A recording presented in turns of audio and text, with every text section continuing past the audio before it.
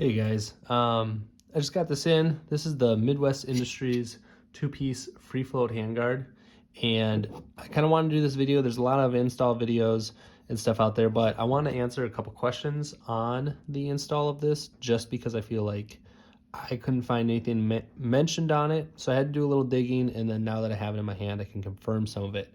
So obviously you're going to get the handguard, you get a manual, and it comes with an extra bolt, and there's a red Loctite that they provide, and then they have a torque spec for those bolts that go in. Currently the Loctite's out of there, and the bolts aren't on here because they're setting up. They recommend like 10 minutes. So when I was looking at this, as far as how this assembly went, it's going to tell you in the directions, right, that you're going to cut and remove the delta ring. And then a lot of the videos online also say remove the ring at the front sight post. In the new directions, I can't, it doesn't say that that's required anymore. It doesn't look like they suggest removing that anymore. And in here, they actually provide a cutout. I did see one or two videos where a guy was showing that they do provide a cutout. The only thing is that you might get a little interference if the handguard, moves a little bit, possibly. It could touch in there. The other thing though, big part that I was looking at is, so once you have this opened, right, they provide that channel in here for that barrel nut that's going to be standard on that AR. If you're putting it on to, upgrading an AR's current handguard, or if you're choosing to do like a front sight post kind of setup. But they have that cutout for that barrel nut. The big part that is important to that is that realistically, let's say if you're assembling one and because of that barrel nut has the divots in there, there's nothing that would require proper timing of those.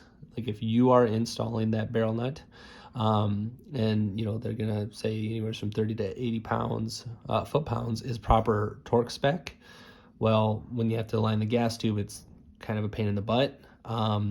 You would not have to. If you really wanted to be honest, you could torque it down to, something where you're getting the full torque, 80, 60, whatever you kind of choose to settle at.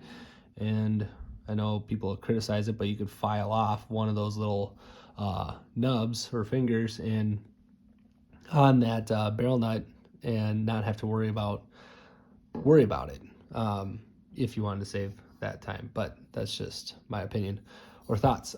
The other really important part though is that I couldn't find anything initially until I looked for some pictures and some stuff, is this here. This is your anti-rotation, because when you see it in most of the photos, it is showing you a side, top, it shows you a profile like this. And you have, you're like, okay, that looks really nice. I wonder if there's any anti-rotational stops in there. And there is. They do machine them in, and they are on the bottom piece, and they will index around that upper receiver.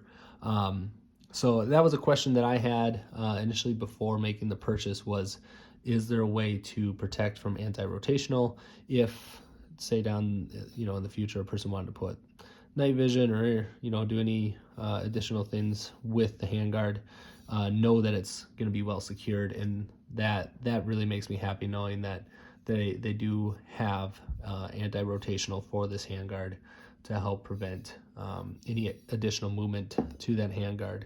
But overall, I'm really excited about this one. This is the extended carbine length. I know they have a few other ones out there, as far as mid-length, carbine, and rifle length. And then this is obviously the quad rail. They have an M-LOK version out there as well. And they have a couple QD sling attachments on here, which is really nice that they provide that on both sides, nothing on the bottom, but they do provide that. And overall, I think, it feels very sturdy. It doesn't feel, you know, cheap at all or poorly made. It does feel like it's going to be what a person would consider like a combat type rail, but at the same time make it an easy enough install that really almost anyone can do it and still get really high quality craftsmanship and overall part to improve their firearm if that's something that someone's looking to do.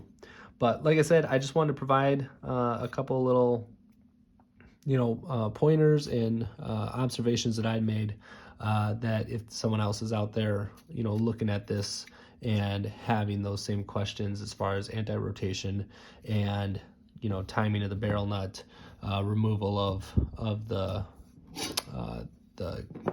handguard ring that sits behind the front post sight, if that's going to be required to be removed. Again, it would not need to be because of their design, but just depending on what you want to do, how easy you want to make it, you can or cannot remove it.